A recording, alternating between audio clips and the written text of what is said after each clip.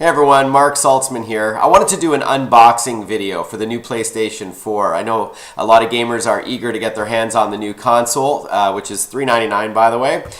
So I thought I would take all the contents out of the package so you can see what it's like in anticipation of getting your own if you are choosing the PS4. As you know, there's also the Xbox One coming out also in November 2013 for $499, which includes the Kinect sensor. But we're going to take a look at what you get inside the PS4, excluding the PlayStation camera, which is optional. All right, so without further ado, let's dive right into it. This is the box here, and it's the 500 gig black model. Don't know if it's going to come in any other colors anytime soon, but this is what it looks like.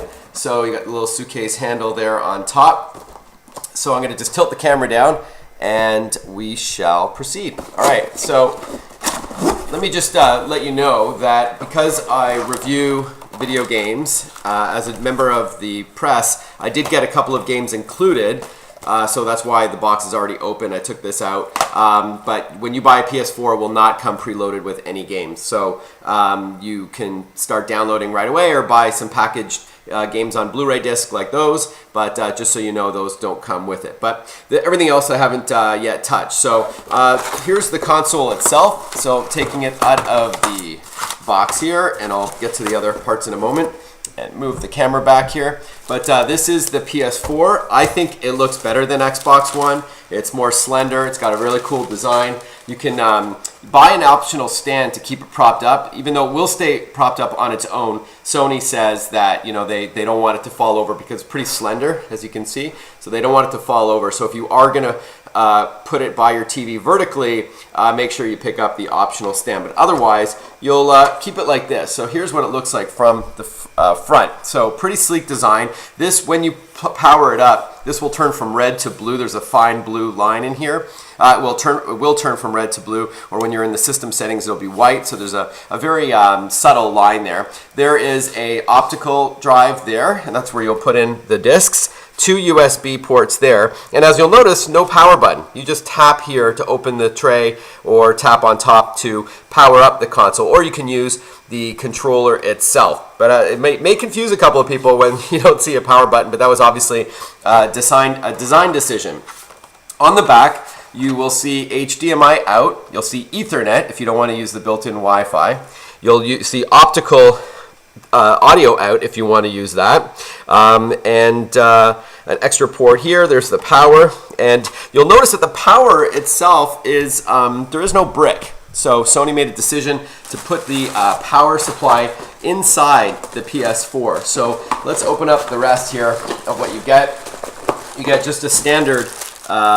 So you get the HDMI to connect to your high-definition TV or projector or monitor. You get a regular power cable. So again, it's all built inside of the PS4. This is, I'll get to that in a moment, and this is a charger cable for the PS4 controller, which of course is wireless, but you can charge it up while you're playing it or when you're not.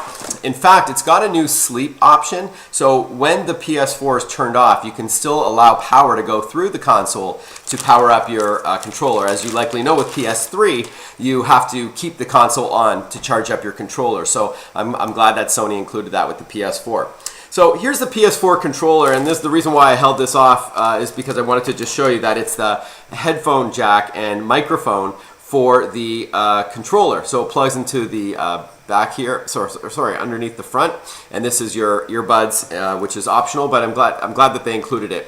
If you want to use them. This is now the new controller. As you'll see, the front-facing buttons are very familiar, and the triggers, of course, as well. But there is a couple of things that are different. One is this share button in the top right corner, as you can see. What that allows you to do is share a video clip or a snapshot, a photo with your friends over PlayStation Network. So you can put it on Facebook, you can put it on Twitter soon, and other networks, and then your friends can see, when you want to boast that you achieved something in a game, you press the share button, again in the top left corner, and you're able to share that with your friends and family. Now, it's always recording like a DVR or PVR. It records about 15 minutes of gameplay on a loop. So you can always go back if you did something super cool in a game and you wanted to share that, even though you didn't plan on sharing it, because it's always recording. That's a cool feature. You can just clip it, add a caption, and then upload it easily. There's also a touch sensor bar here, which is more like for minute details or mouse-like movements, depending on the game. The developers have to put that in, of course. There is a sensor here that lights up to different colors, which uses the PlayStation camera. So that's something that's built inside the controller itself.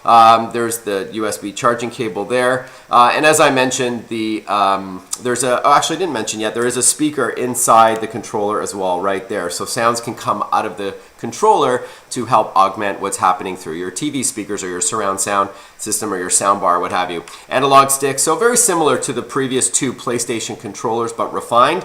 Now with some touch, with a built-in speaker, a share button in the top left corner, and the light bar there. And once again, you do get the headphones built in, the earbuds with a microphone.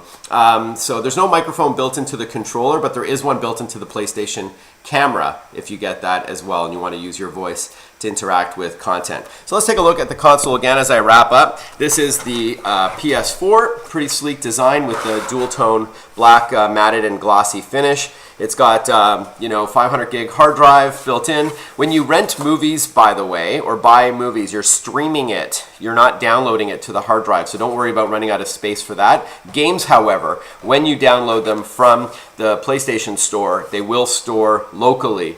So that's something to keep in mind. And also one other thing to note is that when you start downloading a game, you can select if you want single player or if it's offered multiplayer, and it starts downloading the part of the game that you want to play first, and while you're starting to play it, it streams. So you don't have to wait for it to download. You just, you have to wait, a little bit for it to cache, and buffer, and then you can start playing instead of waiting for it to download, which is a pretty cool PlayStation exclusive, which is pretty cool stuff. You can also broadcast live games, similar to what the Xbox is doing, and a lot of other bells and whistles, which I'm sure you're going to discover when you play the PS4 for yourself. So there you have it. That's an unboxing, if you will, of the PlayStation 4 video game console from Sony. I'm Marc Saltzman. Thanks for watching. Cheers.